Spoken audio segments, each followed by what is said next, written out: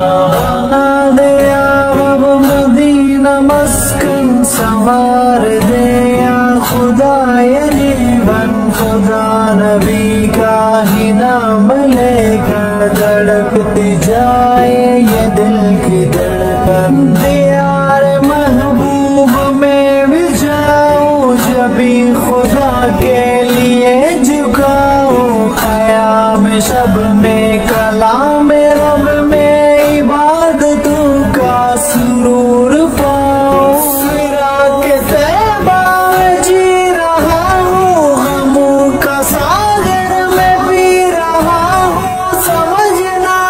ہے کہاں بسیرا ہے مر رہا ہوں یا جی رہا ہوں شہر مدینوں میں ہے مدینہ وہاں کا ایک پل ہزار جینا قبول ہونا میری دعا بھی گزارو رمضان کا مہینہ تمام امراض کی دوا ہے فقط مدینہ ہی اب شفا ہے رہائی دے مشرقی کفر سے رحال طیبہ کی التجا ہے خیال مسکی فضائے طیبہ مقال غم کی ہوائے طیبہ مجھے ملے آخری تمنا وصال تدفی قضائے طیبہ دن چار گزاروں طیبہ میں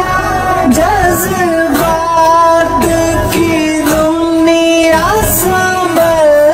جائے جذبات کی دنیا سنبھل جائے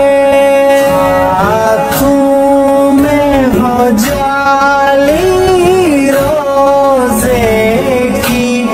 یہ سانس وہی